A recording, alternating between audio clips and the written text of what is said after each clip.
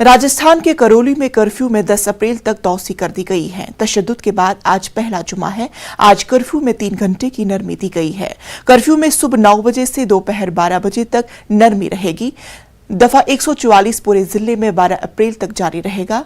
इसी दौरान अवाम दूध, सब्जियां, राशन, गैस सिलेंडर वगैरह अशियाई जरूरियात खरीद सकेंगे। ताहम इसी दौरान इंटरनेट पर पाबंदी बरकरार रहेगी। जुमेरात को भी सुबह 9 बजे से 11 बजे तक 2 घंटे के लिए कर्फ्यू में ढील दी गई थी। कर्फ्यू में नरमी के दौरान कोई नाखुशगवार वाकई रिपोर्ट नहीं हुआ था।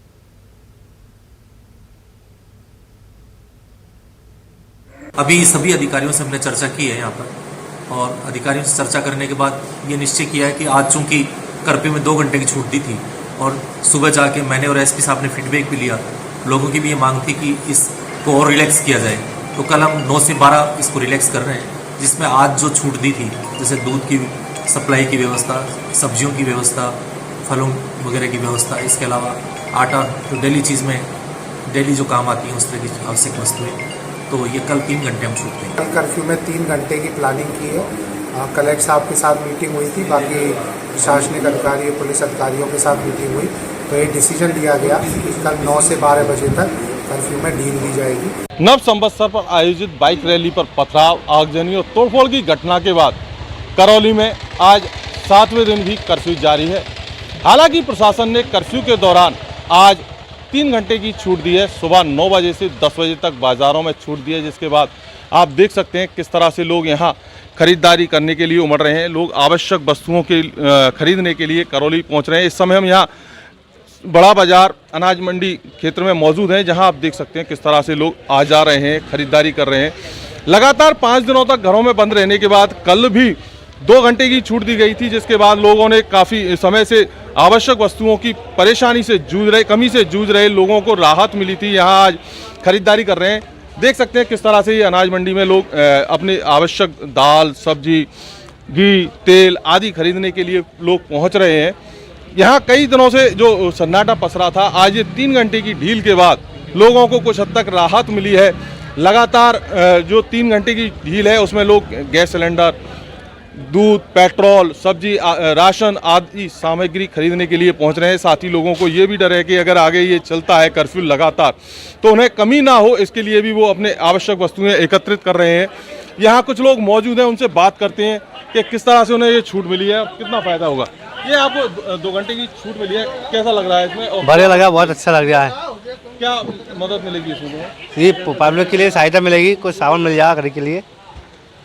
अभी यहाँ और भी लोग मौजूद हैं, उनसे भी हम यहाँ बात करते हैं। क्या सर 2 घंटे की छूट दी है, 3 घंटे की छूट दी है, आवश्यक सामान की उपलब्धता कराने के लिए हमको छूट दी गई है। हम सबको उचित मूल्य में, मतलब जो वाजिब रेट है उस पर माल सप्लाई दे रहे हैं, और ऐसा कोई वातावरण सब सामान्य है।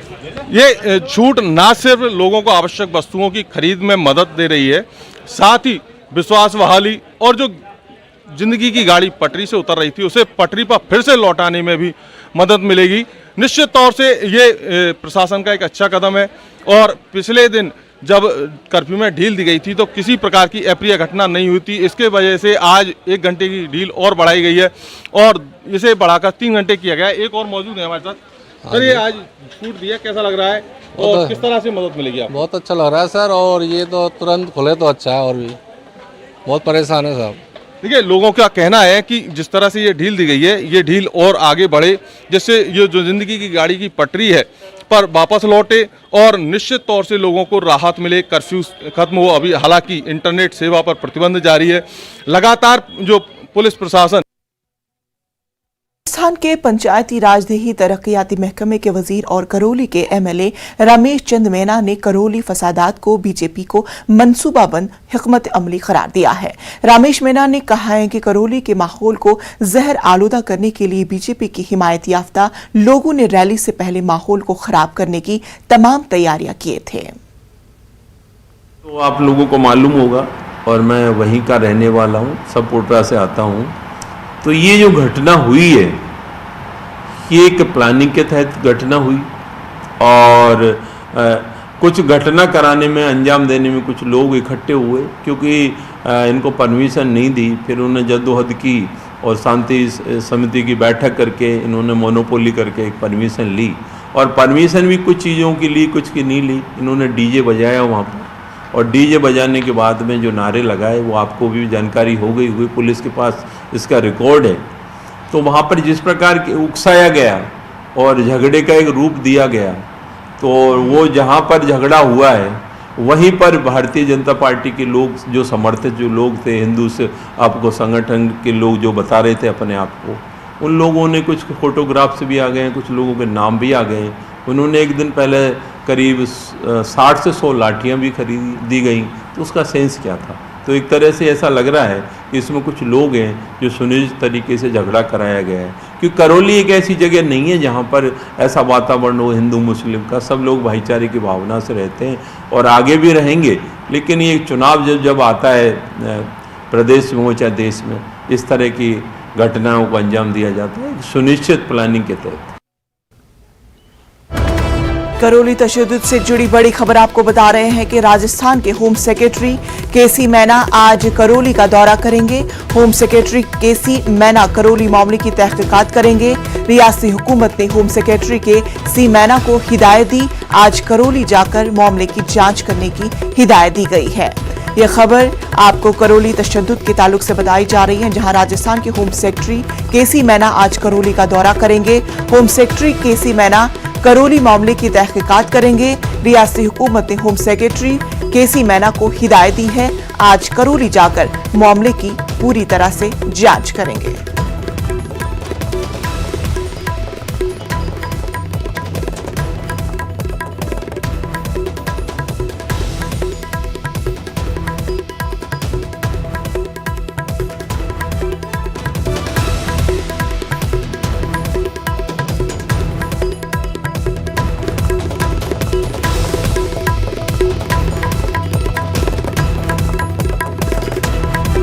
इस पूरे मामले पर हम बात करेंगे अरबाज से। अरबाज, कर्फ्यू में कुछ ढील दी गई है, लोगों को कुछ राहत महसूस हुई?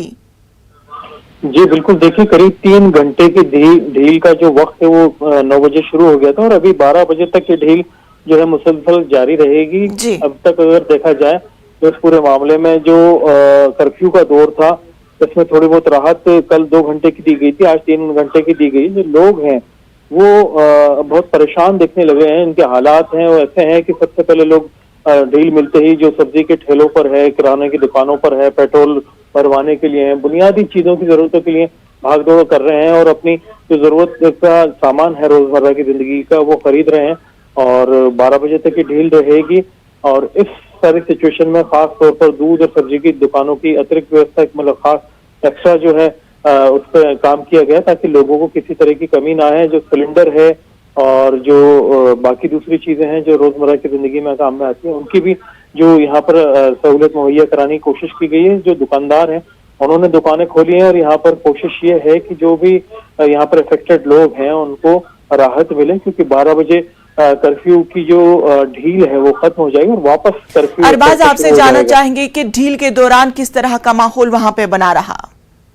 देखिए ढील के दौरान जो अभी तक पूरा माहौल है वो अंडर कंट्रोल है, पुलिस चप्पे चप्पे पर मौजूद है, एक एक जगह बाकायदा हर चीज का जायजा ले रही है। जो एसपी है वहां पर वो खुद इस पूरे माहौल की निगरानी कर रहे हैं। उन्होंने कई टीमों का गठन किया हुआ है जो अलग अलग सेंसिटिव इलाकों में मुस्तैदी से जो है अपना काम करने में लगी हुई है और बाकायदा कलेक्टर वहां पर खुद जो है ग्राउंड पर अलग अलग लोकेशन पर वॉक कर रहे हैं और वहां पर जो फ्लैग मार्च है पुलिस कर रही है और लोग जो है कोशिश ये कर रहे हैं कि किसी भी तरह की कोई भी बदइंतजामी से बचने के बजाय अपना काम निकाला जाए और जो 3 घंटे की छूट मिली है तो अपनी जरूरतों को पूरा किया जाए। दूसरी जानिब अरबाज की जिस तरह से रमेश मैना ने इस पूरे मामले को बीजेपी को जिम्मेदार ठहराया है, किस तरह से इस बयान को ले लें? देखिए सपोर्टरा से ये विधायक है रमेश मीणा जो है करौली डिस्ट्रिक्ट में ही आता है, इसके साथ भिड़ा हुआ है सपोर्टरा। इन्होंने जो आज बड़ा बयान दिया है उसमें उन्होंने करौली दंगों को लेकर के जो पूरा मामला है भाजपा की सोची समझी रणनीति बताई है। इसमें उन्होंने कहा कि भाजपा के जो समर्थित लोगों ने दंगों से पहले सैकड़ों लाठियां खरीदी थी, इसमें बिना प्रशासन की इजाजत के डीजे बजा करके लोगों को उकसाया गया और चुनाव से पहले जो भाजपा समर्थित लोग हैं वो पोलराइजेशन के लिए माहौल बिगाड़ने की कोशिश कर रहे हैं। उन्होंने कहा कि रैली की परमिशन के लिए भी प्रशासन से पहले जो कार्यकर्ता थे भाजपा के, उन्होंने जबरदस्ती की थी, और जो पूरा मामला सेंसिटिव होता जा रहा है, इसके काउंटर करने के लिए जो बीजेपी के जो नेता हैं वो बाकायदा दोबारा प्रेस वार्ता करने की तैयारी कर रहे हैं। जो नेता प्रतिपक्ष है राजस्थान में बीजेपी के, वो उससे कह रहे हैं कि हम इसे राष्ट्रीय मुद्दा बनाएंगे। पहले लोकसभा में भी इस मामले की गूंज सुनाई दी थी। आज जो राष्ट्रीय इधर प्रदेश स्तर का जो मुख्यालय, इसमें बाकायदा सतीश पूनिया है और जो राजेंद्र राठौड़ हैं, बड़े नेता हैं राजस्थान के, बीजेपी के प्रदेश अध्यक्ष हैं और एक नेता प्रतिपक्ष हैं, ये बाकायदा जो है पत्रकारों से रूबरू होंगे और इसमें कॉन्फ्रेंस में कहेंगे कि कांग्रेस तुष्टीकरण की राजनीति कर रही है। और उन्होंने एक बड़ा सवाल ये कहा है कि जो लेटर 2 दिन पहले पीएफआई ने लिखा था, उस पीएफआई के लेटर को लेकर के भी हम सरकार को घेरेंगे कि उन्होंने 2 दिन पहले ये लेटर कैसे लिख दिया। उन्होंने पार्टी की जांच रिपोर्ट पर भी एक जो है हवाला देने की बात कही है। एक रिपोर्ट उन्होंने जो है सौंपने की बात कही आज की, ये ग्राउंड रिपोर्ट करके आने के बाद में सरकार को अपनी रिपोर्ट देंगे इस पूरे मामले को लेकर के। जो सियासत है वो बहुत भारी, एक तरह से देखा जाए जो नेता है सत्ता में और जो विपक्ष में, वो काफी इस पूरे मामले को तूल दे रहे हैं। ग्राउंड पे अगर देखा जाए तो एक जो बड़ी घटना हुई थी उसके बाद में कोई दूसरी बड़ी घटना नहीं हुई। एक बड़ी गलती प्रशासन से हुई, एडमिनिस्ट्रेशन से हुई। उन्होंने गलत वक्त पर गलत जगह लोगों को परमिशन दी, वहां पर पूरा मामला और वो उसके बाद दोबारा अब नहीं हुआ है। लेकिन जो एहतियात है वो वहां पर पूरा बढ़ता जा रहा है। 12 तारीख तक जो है यहाँ पर बढ़ाने की बात की जा रही है पूरी तरह से इसको, कर्फ्यू को, और भी चर्चाएं जारी है कि जो शांति समितियां हैं उनकी बातचीत की जाए और लोगों को समझाया जाए कि लड़ाई दंगों से, झगड़ों से, आपस में कोई इस तरह का जो माहौल पैदा ना करे जिससे दूसरे लोग सियासत में या दूसरी चीजों में उसका फायदा उठाएं। बिल्कुल अरबाज, इस तरह की बयानबाजी तो होती रहेगी, लेकिन महज अब देखने वाली ये बात होगी कि आने वाले वक्त में किस तरह से कर्फ्यू में डील किस हद तक बढ़ाई जाएगी। तफसीलात के लिए बेहद शुक्रिया। वक्त हुआ छोटे से वक्फे का। ब्रेक के बाद इस्तकबाल। कर्नाटक में हिजाब, हलाल कट, लाउडस्पीकर से अजान के बाद मुसलमानों के खिलाफ हिंदू शिद्दत पसंद तंजीमों की बढ़ती हुई मुनाफरत और इश्तियाल अंगेजी की ताज़ा तरीन कड़ी के तहत हिंदू शिद्दत पसंद तंजीमों ने हिंदुओं से अपील की कि वो मुसलमान फल फरोशों से खरीदारी न करें ताकि फलों के कारोबार पर मुसलमानों की मुबैना इजादारी खत्म हो सके। हिंदू जागृति समिति के कोऑर्डिनेटर चंद्रू मोगर ने ट्विटर पर एक बयान में हिंदुओं से अपील की कि वो सिर्फ हिंदू दुकानदारों से फल खरीदे। एक दीगर शिद्दत पसंद हिंदू रहनुमा पारसनाथ संबारगी ने भी मुस्लिम फल फरोशों का बाइकॉट करने की अपील की। हिंदू शिद्दत पसंद तंजीम रामसेना ने भी हिंदुओं से मुस्लिम फल फरोशों का बाइकॉट करने की अपील की।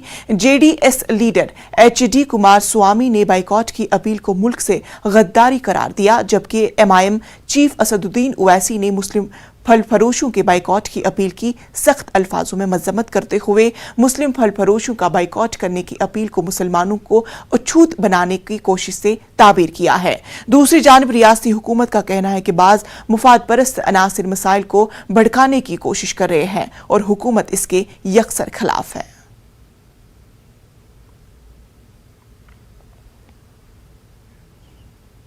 कर्नाटक में मखसूस तबके को निशाना बनाए जाने पर तेलंगाना कांग्रेस पार्टी के सीनियर लीडर मधु याक्षी गौड ने तशवीश का इजहार किया। उन्होंने कहा है कि मुल्क में तमाम मज़ाहिब को अपनी मर्जी के मुताबिक जीने की आज़ादी हासिल है। मौजूदा हुकूमत सियासी मुफाद मुसलमानों के साथ सौतेला सलूक कर रही है। मधु याक्षी गौड ने कहा है कि ये मुल्क के मुफाद में नहीं है। Should respect every religion. One should respect the sentiments of Hindu, Muslim, Christian, Jain, Sikh, any religion practiced by the individual should be respected as per the constitution. Let's not divide one of the best state in the country for political gains. And Karnataka is a rich culture, both Hindu, Muslim, other religions are progressed. It is heartening to see this state government is failing to protect the sentiments, honoring the sentiments of the people. It's a time to think above political and see the state should not be affected for the sake of coming to Andhra Pradesh में मौसमी गर्मा की आमद के साथ ही बिजली की किल्लत शुरू हो गई है। अवाम को बिला ताखीर बिजली की सप्लाई के मकसद से जगन हुकूमत ने पावर हॉलीडे का ऐलान किया है। रियासत में सन्नतों के लिए 2 हफ्तों का पावर हॉलीडे डिक्लेयर किया गया है। आज यानी 8 मार्च तक 22 मार्च तक सन्नतों को बिजली की सप्लाई रोक दी गई है। प्रोसेसिंग इंडस्ट्रीज को 50% बिजली की सप्लाई रहेगी। APSPDCL के मुताबिक रियासत भर में 253 प्रोसेसिंग इंडस्ट्रीज हैं जिन्हें 50% बिजली के इस्तेमाल की इजाजत दी गई है।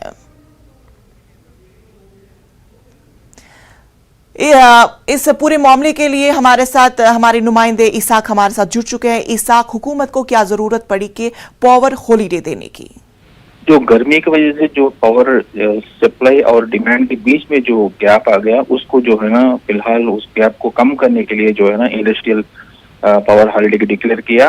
हफ्ते में एक दिन माहौल जो छुट्टी रहती संडे, और दूसरी दिन जो है ना एडिशनल एक दिन पूरी तरह से क्लोज करना पड़ेगा इंडस्ट्रीज को, जहाँ पे पूरी तरह से 26 डिस्ट्रिक्ट्स में लगभग 3000 के करीब जो है ना इंडस्ट्रीज पर जो है ना ये असर पड़ेगा। वही दूसरी तरफ जो इंडस्ट्रियल कॉरिडोर सेक्टर जो विशाखापट्टनम, परवाड़ा और अनकापल्ली है, जो चित्तूर और कर्नूल जैसे तिरुपति में है, उन पे ज्यादा असर पड़ेगा। तो जो डिमांड और सप्लाई के बीच में जो गैप है उसको करने से जो डिमांड सप्लाई की जो थर्मल पावर प्लांट्स को जो कोयले की जो इंपोर्ट है वो कम होने की वजह से जो है ना थर्मल प्लांट में जो बिजली उत्पादन जो है ना पूरी तरह से ठप हो गया, कम हो गया है। तो इस वजह से जो है ना फिल वक्त जो गांव में जो है ना लगभग 10 से 12 घंटे और सिटीज में जो है ना 3 से 4 घंटे नॉर्मल पावर कट अभी जारी है। तो इम्तिहान जो 10th और इंटरमीडिएट के जो इम्तिहान अभी शुरू होने वाले हैं, तो इस लिहाज से जो है ना घरों की बिजली के पावर कट को कम करने के लिए और डिमांड जो सप्लाई के बीच में जो गैप को पूरी तरह से कम करने के लिए जो है ना ये डिसीजन लिया गया। आज से जो है ना पूरी तरह से अजला के 26 डिस्ट्रिक्ट्स में जो है ना इम्प्लीमेंट होगा। जी इसाक, आपसे ये भी जानना चाहेंगे कि क्या इस हुकूमत के इस इक़दाम को किस अंदाज से लिया जाए? क्या मुस्बत पैगाम दिया जाए या किसी और तरीके में लिया जाए? जो सनतकारी जो इंडस्ट्रीज है वो जो है ना बड़े परेशान है। पहले से ही कोरोना की वजह से 2 साल तक जो है ना लगातार इंडस्ट्रीज जो है ना उत्पादन कम है। तो ऐसे में जो अब जो है ना ये लगते 2 हफ्ते लेके दिया गया, लेकिन कहा जाता है कि अगले 1 महीने तक ये डिमांड सप्लाई जो है ना रहेगी। तो इस वजह से जो है ना ये 1.5 महीने का जो है ना समर का वेकेशन। चलिए इसाक, हमसे बात करने के लिए बेहद शुक्रिया। खबरों में फिलहाल इतना ही, मुझे दीजिए इजाजत। आदाब।